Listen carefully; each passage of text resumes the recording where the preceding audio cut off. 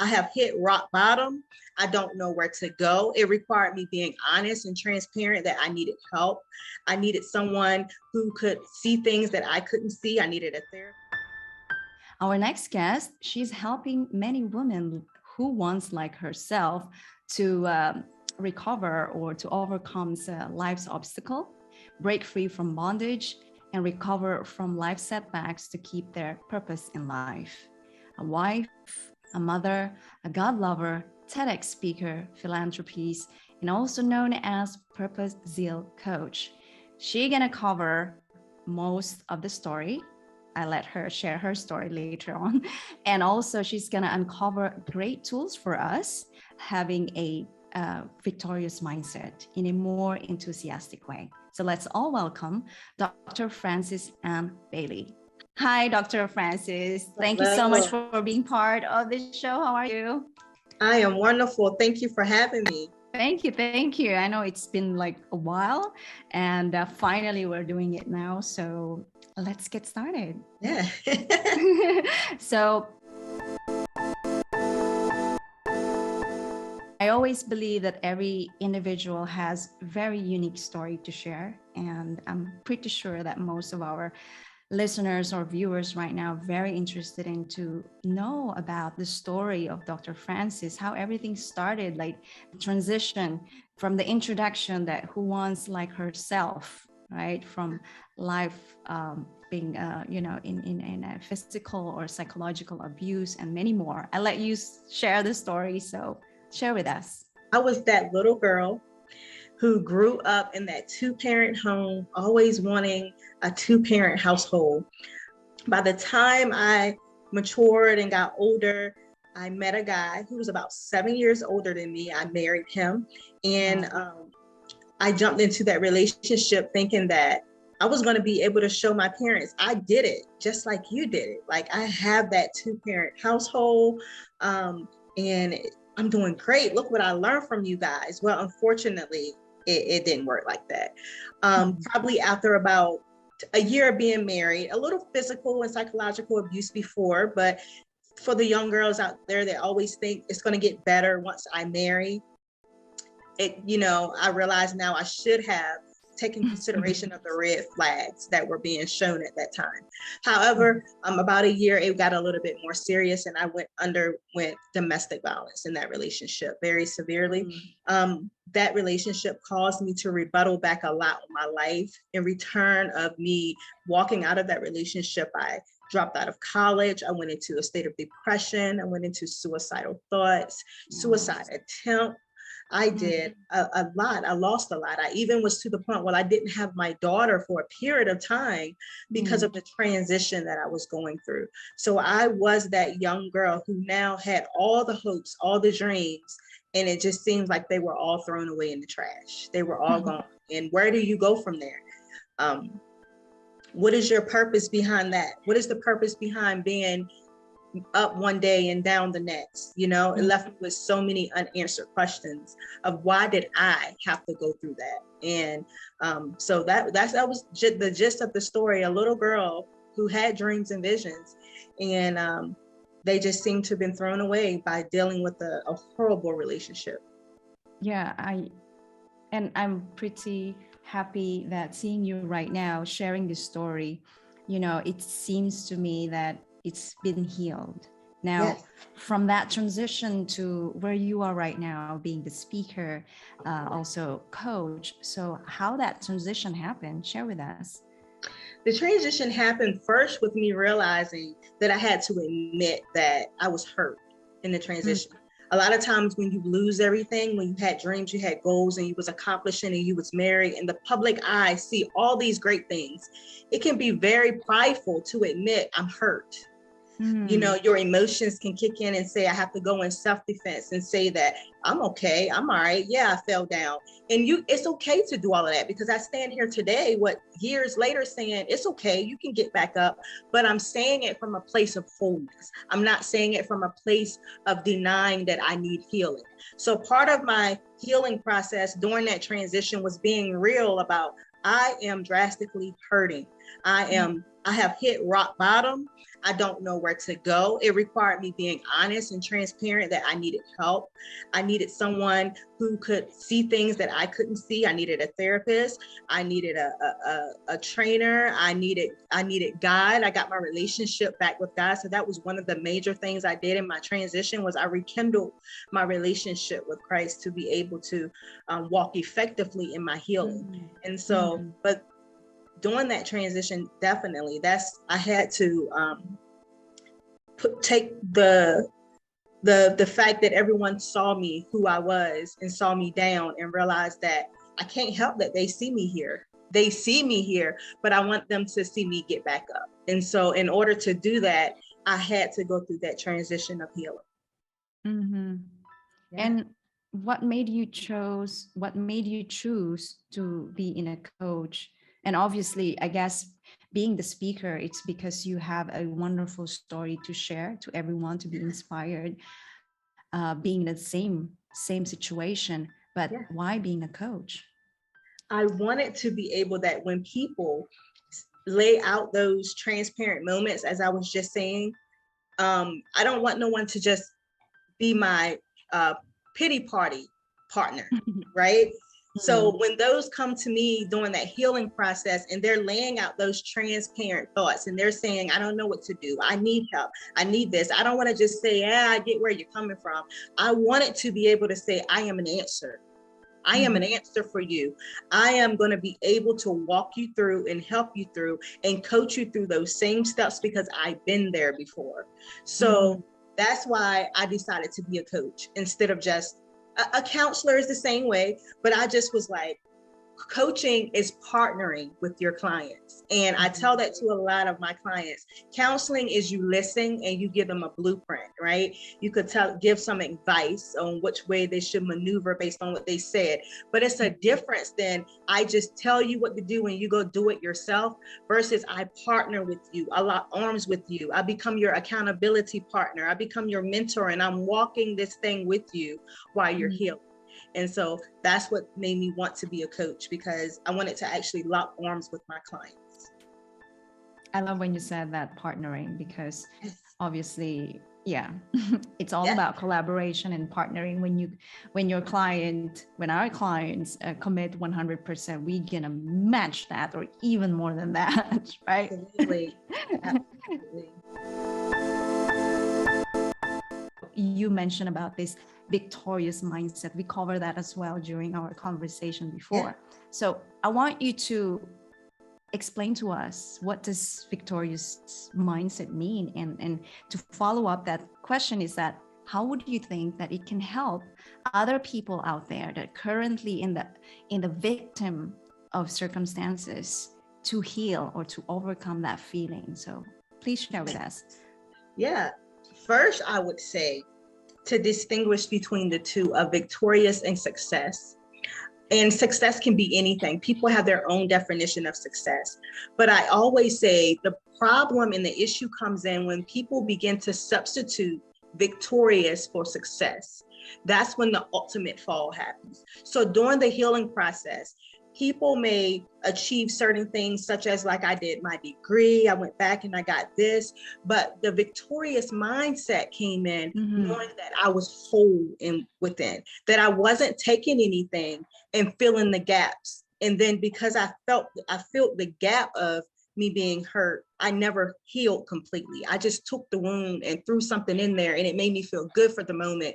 And so now my ego is boosted for 15 minutes. And I took that 15 minutes and I walked into a whole year and I never was healed. And then that something crashes down and that wound opens back up, and I never was victorious because now I fall right back to where I was at because I never healed the wound. So I tell them, always be sure to know the difference between success and victorious. You are victorious. I always take this because when I got my relationship back with Christ, he said, thanks be to God who gives you the victory through Christ Jesus. So I realized that, once I got whole and he was part of my life and he was head of my life, I didn't have to substitute anything. I was already whole. I had already been given the victory. So sometimes a victorious mindset just comes from your mindset, just knowing that you are whole, you are complete, and that if you know that, you won't attempt to take anything to fill a void, because there's no void. You get whole and you be whole. And your successes are just your success, and you are continuously knowing that you are victorious in your mind. So I always say, just making sure, knowing that you know the difference between two, and not confusing that winning, just winning, is victorious. Victorious is in your mind, how you think, how you move, that when things come up against you, I still win. I may look like I'm losing now, but I'm still winning. So it is a mindset, a shift of your thinking, a shift of how you speak things. It doesn't mean that you don't acknowledge things for what they are, but you do also acknowledge for where it's going. That is good. That even though this situation is here for the moment, everything is temporary. Nothing is permanent. Time keeps clocking. Time keeps going. So if we realize that in a situation where we're down, this has to be temporary. This can't be that way, because only I can stop me, right? It goes right back to, what am I speaking? What am I saying? What am I not using as excuses or plugging in things to not be completely whole in my mindset, in my speaking, in my thoughts? So that's what I would say a victorious mindset is.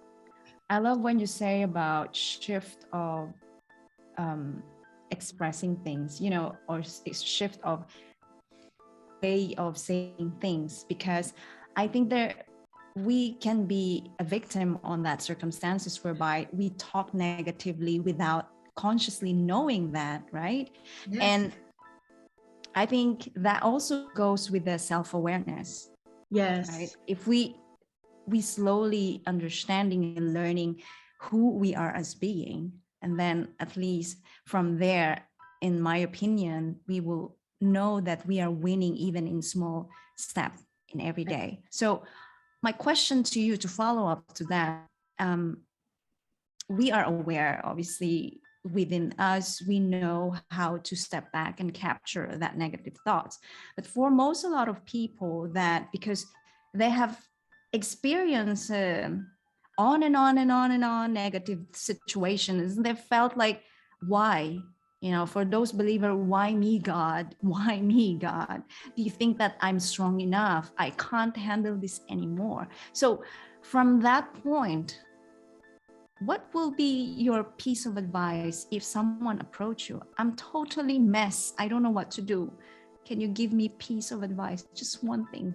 So what will be your help with that person?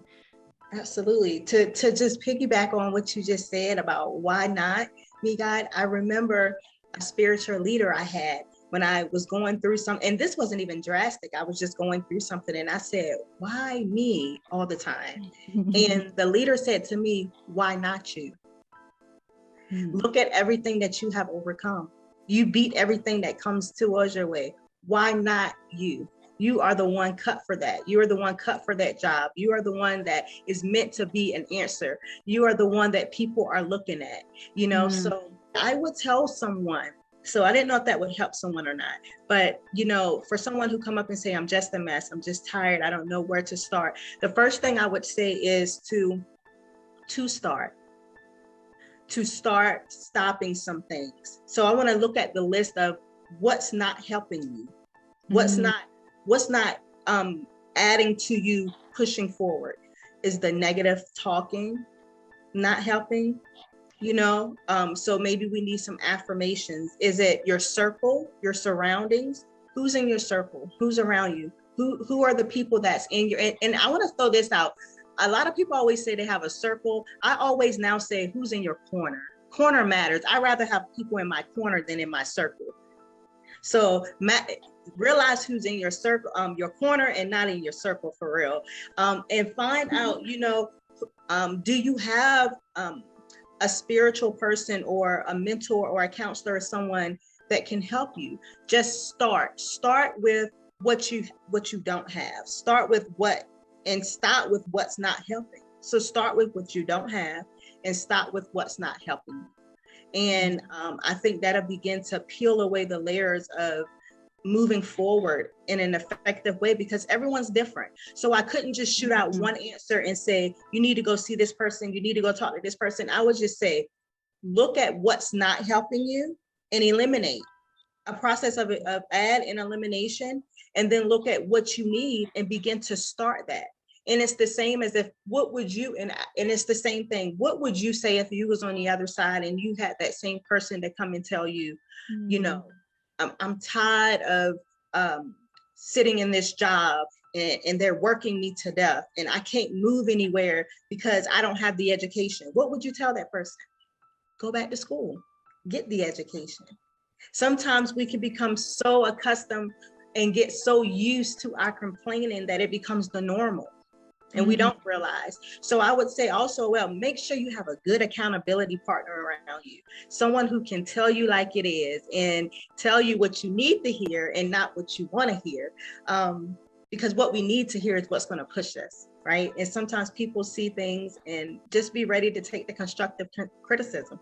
Be able to say, in order for me to move forward, I need some shaving. And so I'm going to take with whatever someone tells me. So that's what I would say. All right. Well, everyone who's listening or watching right now, you got 3 tips from there. And actually, from 1 tip, we ended up by having 3 tips.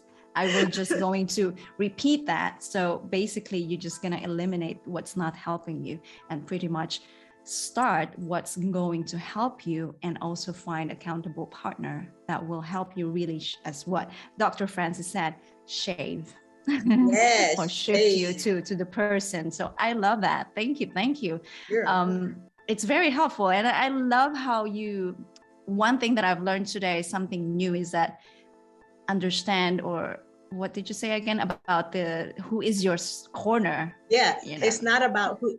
Everyone says, I don't let everyone in my circle, or my circle is small. But at the end of the day, it's about who's in your corner, not who's in your circle. Your corner is more important. Awesome. Yeah. I love that. So thank you so much. One thing. And then moving to another thing that, of course, part of the introduction I mentioned, purpose, right? So I want you to help us understand the importance of knowing why, or purpose of life. So share with us your understanding of that, and how is it going to be very important for most of the people of knowing the deeper core of why or purpose of life. Yes, I always say, when going for your purpose, this thing that you wondering what you were placed on this earth for, what God has called you for, I always say, though, that if you do find out your purpose, to know your why behind it, and to always be sure that your why is pure. A lot of times we'll jump into purpose and we'll say, this is what God has for me, this is what he called me to do, but it's our purpose, not what he wanted us to do. And sometimes what I mean by it's our purpose, our motives jump in, and we'll say, I'm only doing this for the money, I'm only doing this because it was quick, I was only doing this, and the motive is tainted. And a lot of times when you jump in and now you're only doing it for the money, and when the money stops, the purpose leaves. But that's not how real purpose works. Purpose doesn't leave because you get into your feelings. You can, when you walk in purpose, when you're in your feelings, you still keep going because this is purpose. I'm here for a reason. Someone is counting on me to keep going. So therefore you can't give up. So when you think about your motives, if you stop based on your motive, you need to check and really see, am I really walking in my purpose? Or was this somebody else's purpose? Maybe I only did what I'm doing because my mom did it, my dad did it, it ran in the family, grandma did it, granddad left this store to me, so I only did it for this. And you stop because maybe that's not your purpose. Maybe that was grandma's purpose or granddad's purpose. So it's always about finding what is it that you're called to do, and how do you go about finding your why. I always say, look at what you're passionate about, that feeling that you just can't get around. What do you enjoy doing? When you do it, it's like, I would do it for free. every single day. Of course, you would probably get paid for doing it, but you could do it for free. Because when I first started coaching, I was encouraging and coaching people without booking clients. That's how passionate I was. Eventually, it formed into that business, and I knew this is what I am called to do. So think about something that you would do for free, that if you didn't get paid for it, life is worth living. I'm ready to wake up the next day to keep going. Think about that, and just be sure that it's not tainted with the impure why. And I also says this, sometimes I always go back to the Bible, because like I said, that was helping me. I remember this one scripture that has said, God will give you the desires of your heart, right? And I was just like, my desires of my heart is my purpose. Because everyone wants to know what that desire is, but it comes by if you diligently seek him. So I just stay close to him, and I say, God, reveal to me the secrets that you have for me. And he began to show me, and I began to desire things I didn't even know I desired. I was like, oh, I want to speak. I have another voice. And that was him putting desires in me for me to walk in the purpose he had for me. So I just say, seek his desires, seek his heart, seek his face, and he'll show you those desires that are unknown, that you haven't been able to tap into yet. They will be revealed to you. And then just knowing what you are passionate about, that you could do for free and could wake up and do it every single day without someone tapping you on your shoulder and say, you have to do this today. And just to be sure that you stabilize it and keep it founded without an impure motive. I love when you said that when doing something that you're passionate about, that you can't even do it for free. That just reminds me of myself, that doing this, Empower Your Life, obviously I'm not getting anything, but I'm giving something, because I would really love people to get inspired and motivated, that, there are a lot of people out there, just like Dr. Francis, giving us her story and her great tools for us to keep moving forward. And it's just amazing. And I love when you said that passionate with something that you're even willing to give it for free. Absolutely. Yeah. So that's the tip for you guys, knowing of why. And I think I'm just going to add on that when you come to your why or purpose in life of bigger than yourself, you're not motivated for external stuff, but really spiritually it's fulfilling. I think that will make you feel always motivated every day. I mean, that's, at least for me, it's the same thing when you mention about coaching, that I feel so great when you coach someone and you serve them. It's just, coaching is a wonderful profession, right? Yes.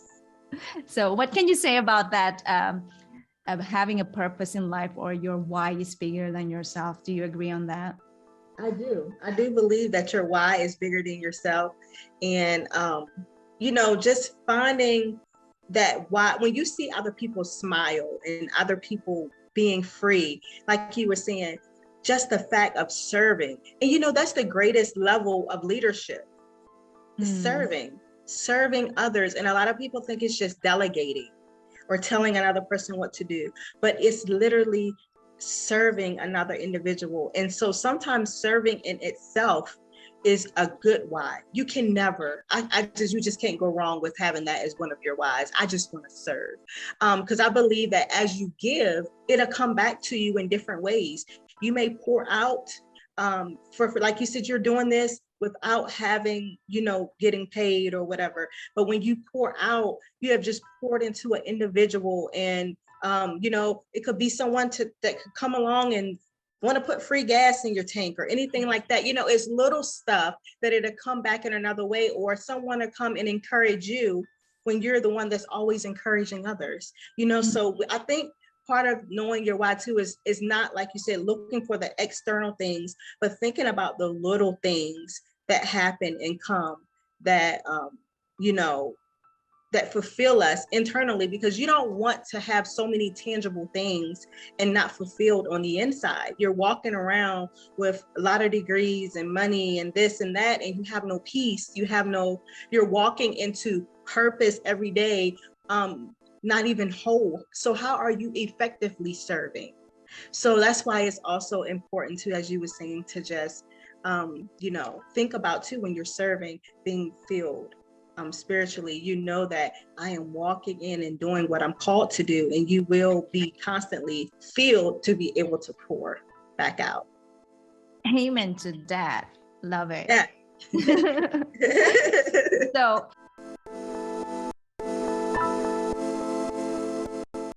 we're gonna move to the next question. So you yourself, you're a mother, and for single parent or parents out there who want to have a better life and don't know exactly, I always hear this, that once you become a parent, your life is totally haywire. You don't know how to manage your time. You don't know how to have your better life as when you are single, So what will be your principles or disciplines that you perhaps also practicing within your family?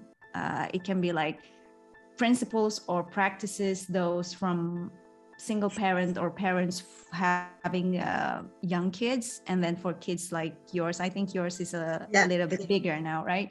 And in life, so what practices or principles that you can share on that different stage that you can share to slowly see the changes and having the feeling of better in life? I would say, even it's time management is number one. You're a mother. Just say if you're walking in that purpose and you're a coach or you're a speaker or you're just a host, and you're a mom, and you may be, like you said, a single parent, but you're still a sister to somebody, maybe an aunt to somebody, a best friend to somebody. So you're still wearing multiple hats. And it just seems like you sometimes, being transparent, like as a single parent, you're already trying to be enough for that kid, because something in you is already saying the father isn't there. So am I enough? Am I enough for my kid? So you may be already dealing with that. Am I enough? And so then it turns with all the other hats. I can't be enough to this friend because I got to be enough for my kids. I can't be enough for my sister because I have to be enough for my kids. And I just, it'll just take a deep breath and step back and say, I'm going to manage this time. I am enough. So that's number one. You have to know that you are enough. And part of knowing that you are enough to go around is just managing your time and making it realize that this is what it is, right? Because you stressing about it isn't going to add more of enough to you, right? It's going to actually take away from you, because it's taken away from your strength. It's taken away from your joy, your peace. And now you might possibly not be as effective to your kids or to that friend or to that sister as you could be. So it's important to not stress about it. Just know you are enough. Manage your time wisely. Give it who you can give it to. If you can't, you can't. And I have learned that as that single parent, when I was, that it's okay to say no and mean it and don't feel guilty about it. That is just one of the things that you just have to be able to put your foot down. I know I can't. Mean it. That means don't go back on your word. Mean it, and don't feel guilty about it, because self-care is necessary. Self-care is important, and saying no is a form of self-care. It's not just about getting better with getting your hair done and your nails done and your makeup done and dressing good. Sometimes it's just saying a word, and that's no, or I can't, or maybe another time.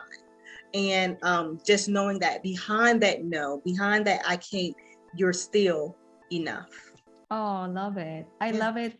You mentioned that I'm enough. I think because, normally what's happening within us is we have this self-sabotaging, right? And we feel like we're not giving enough. We are not doing enough. So I love that you mentioned that in spite the challenging situations, we are enough. You are enough, right? And it's not necessarily have to be for only women out there. There are a father out there who's a single parent, and thinking that, oh, you know what other people would say, blah, blah, blah.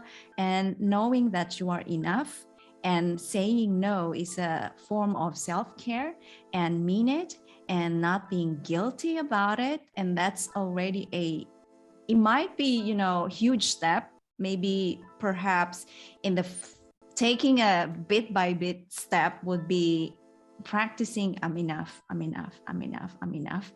Once it's already embedded, then practicing saying no and mean it, saying no and mean it, and saying no and mean it. And then Yeah. we can move forward to not feeling guilty, not Yes. feeling guilty, right? Because it is a Because process. we tend to want to do a lot of things at the same time. So let's break into chunks and just practice one by one until we feel like, okay, I can do it now that I feel like really I'm enough. So guys, that's even first thing, you know, forget about the two things first. Remember that we are enough, you are enough. That's a good start, right? Yes, a perfect start. Yeah. And So you are enough.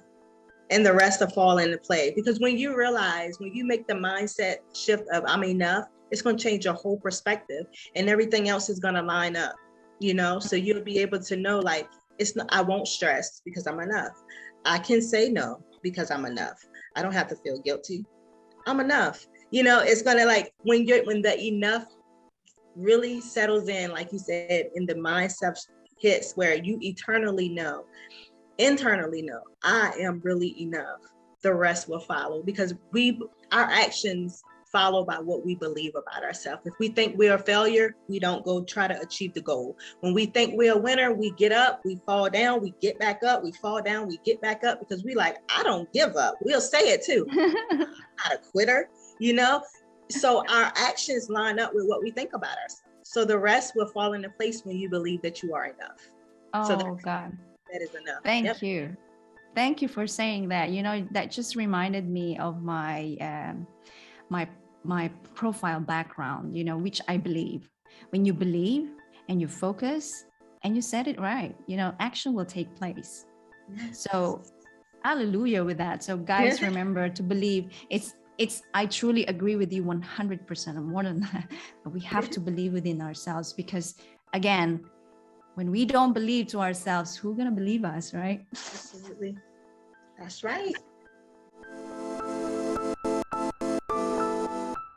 Moving to my next favorite question. I always fascinated with every guest that I interviewed with how they respond to this answer. And I'm really, really curious and excited to find out, how do you keep yourself optimistic with many hats? Yes. Woo. I'm trying to tell you, to be honest and transparent, I do affirmations. I do read the Bible. I do look at inspirational quotes. But one of the things I do that keep me optimistic is I look at my children. It just keeps me hopeful. It just keeps me hopeful. I say, Lord, forbid. I never want to lose my kids or my husband or anything, because they keep me going. And I love the fact that I have that right here in my home. So at any moment when I begin to feel down, all I got to do is look up, and they're right there. And it just keeps me going. It just keeps me motivated. But of course, outside of that, when the kids go to school and my husband go to work and I'm feeling down, what do I turn to? I have my affirmations. I listen to empowerment. So yeah, I speak and I talk to people. I empower people. I coach others, but I also listen to motivational speakers. I was a TEDx speaker. I go listen to TED speakers. So I do whatever I can to make sure I stay hopeful, to stay looking up for the best, and always knowing that God said he knows the plans for me and they are to prosper me. And so that gives me hope, to knowing that his plans for me aren't to fail, it's to prosper. So even if I'm going through at that moment, I'm still going to prosper. Oh, love that. I love every answer you're giving me. Amazing. It's remarkable, and you know, I can feel it. And I love that you have no challenge of admitting that yes, it can be tough, you know, especially you mentioned that when people you love most outside, they are not around you, what you can do to make yourself optimistic. And I think, for you, because you have already the pattern, the system, you program it, right?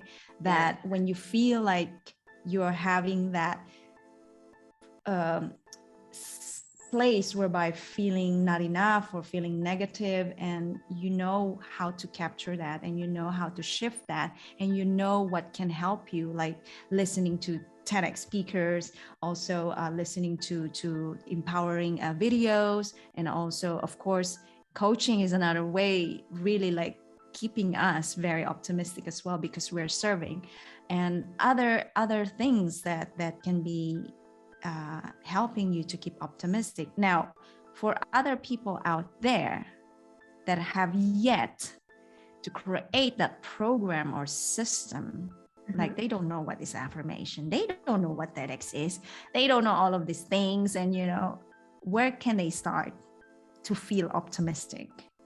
I would say start by writing down your goals and your dreams and your vision of what you want to see.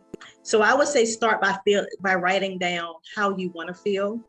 And then a major part in being optimistic, again, and I have to go back to that, is about your surroundings, because sometimes we can't do this journey alone. And your surroundings doesn't necessarily, like, I know you could be like, well, I'm just out here and I moved to a state and I don't know anybody or whatever, find yourself. It doesn't mean a counselor or a therapist. It could be a Christian counselor. It could be anybody. Find just an outlet of someone who could possibly pour into you as well. But I would say to start with writing down what you would want, challenging those thoughts, those negative thoughts, because that's eventually what causes us to be down. Is we think a little thought and it grows from being small to humongous. One thought peels off another thought, peels off another thought. What if I don't get this business? Oh, I don't have enough money for this business. Oh, but I don't have the money because I don't have the education. Oh my God, but school isn't going to start yet. And it's just one thought after another thought and another thought. So begin to challenge the thoughts, not by peeling them back and having more bad thoughts, but putting positive thoughts and write them down. Write them down. What would you want to be thinking? And then think on the good things.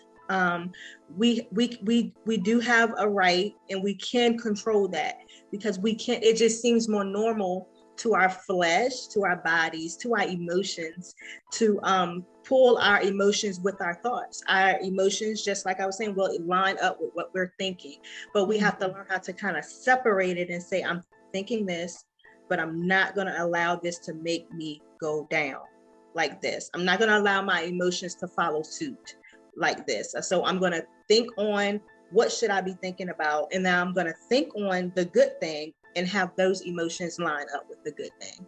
That's what I would say, dude. Great. So guys, remember that if you don't know where to start to stay or be an optimistic person, start to write down. I think that's really, that's really helpful, because when you write, I personally, when I write something, I tend to close my eyes and imagine that. Yes. And when you're writing down something incredible that you want things to happen, like smiling, oh, you can't wait, just like, oh, later on I'll have ice cream. That will be great. And writing brings healing. To be honest, when I launched, I had healed a lot from my past when I went through that divorce and everything. But when I wrote a part of my chapter in an anthology, I co-authored with some other girls, and I wrote a chapter in my story. And it wasn't until I began to write that I realized, like, ooh, there were some parts that weren't all the way healed that I thought. Like, I was second guessing. It brought back some emotions, and it like triggered the mood for that moment. But as I continued to write, I was releasing what shouldn't have been on the inside of me, and it brought healing. So when you release, I do believe if you write those negative words out, the same way I was writing my negative story out, even though it turned out to be a positive story, in the end, it was releasing those thoughts that was still being bottled up. It was being released on the paper to be gone, to be free, to not hold me bound anymore. So I do believe in writing, definitely. It releases. Awesome. I just want to add on that. Um, for those people who are not so expressive in terms of communication, that it's a very good way to heal and express it and really help us that, because especially for men who are not yet so expressive as women, maybe this is a good way for everyone out there listening or watching to start writing what you want to happen in life, little by little, and you get used to it. And of course, the more that we write down the positive things, the more that it will embody into our mind, and the more that we feel like it's getting easier to take action, and therefore optimistic will naturally flows in our body. Awesome. I love it. I'm pretty sure, like me, I feel so amazing and empowered with our conversation. And for the rest of the people, you're based in Virginia, yes? Yes, I am based in Virginia. Yeah. So for other people out there that who can visit you or maybe make an appointment to get to more of the experience of coaching, and also on online, I believe, and also get to know other content that you have to be more inspired and to be more motivated in whatever circumstances or situations everyone out there having. Where can we find Dr. Frances Ann Bailey? Yes, you can find me on Facebook or LinkedIn, all at Frances Bailey Enterprises on Facebook. That is the business page, and LinkedIn at Fran Ann Bailey. Also, that's on Instagram. But you can definitely contact me on my website at www.francesannbailey.com, and that's Frances with an E, because a lot of people spell it with an I. But yes, but that is how you can contact me. Awesome. So that will be added in my blog anyway. And guys, if you feel resonated with how Dr. Frances explained or share her story, there's always like a chemistry, right? And then like people would say, oh, I like her style. If you feel like you like her style and you want to get to know more about her, don't hesitate to contact her. I'm going to add that on our blog, and feel free to contact her. And I'm pretty sure that, anything that you feel like something that will resonate with you and something that touch you on this conversation, don't hesitate to message Dr. Frances. And before I let you go, Dr. Frances, first I want to acknowledge you for sharing this incredible story and wonderful, helpful tools for a lot of people watching or listening right now, and providing us the time. I want to ask you last question. This is just a part of surprise question. Right?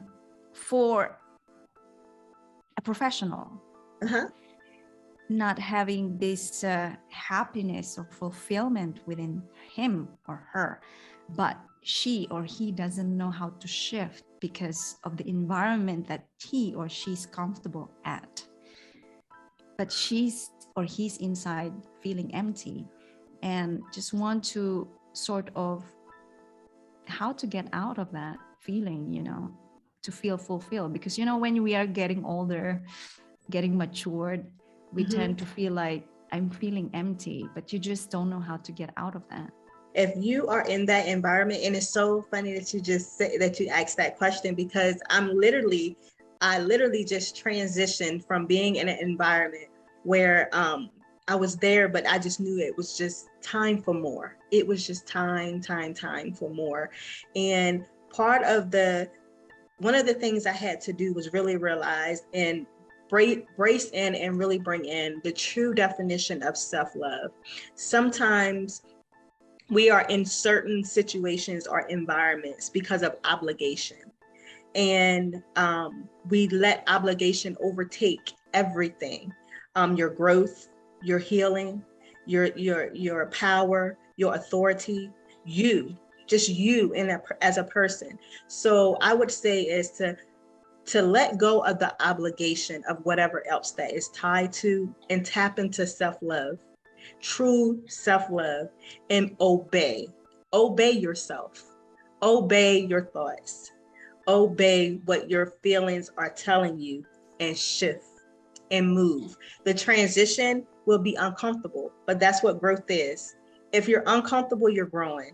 If you're complacent, it doesn't mean that you're not growing. It just means that you have grown and you're now enjoying the moment of that growth. But when it's time to shift and grow again, you will become uncomfortable because every level requires some shaking. Mhm. And so you're in your shaking moment, and just allow it, cut off the obligations, tap into self-love, and shift in the uncomfortable transition. You're growing, and it's time to keep growing. Oh my God. I love it. I love that I asked that question, you know? It's Yes. amazing, Dr. Francis. You have no idea how much that really like Yeah. here inside. I'm having these teary eyes at this Yes. point because it's so touching. So thank you so much. You're I think that's welcome. really, really powerful. Once again, everyone, Dr. Francis Ann Bailey. So I will gonna add that, or you can visit her website, www.francisannbailey with the e.com. And yeah, don't hesitate to message. Wonderful. Thank you. Thank you for having me. Thank you very much for watching or listening right now on this episode with Dr. Francis. If you find this episode very helpful and it resonates with you, don't hesitate to share it over to everyone that will be benefiting this episode. And the more that we share this episode, the more that our Empower Your Life will grow, and we will interview more people to bring inspiration and motivation to keep you moving forward to be really the best potential of yourself. And once again, Dr. Francis Ann Bailey, don't hesitate to message or connect with her. And that's it for me. You know, take action slowly but surely, and I'll see you on the next episode. Thank you, Dr. Francis. Thank you so much for watching. I hope you enjoy that interview, and I hope you find it inspiring and motivating. Remember, stay optimistic and keep taking action slowly but surely for your big dreams. Thank you once again, and I'll see you on the next episode here at Empower Your Life.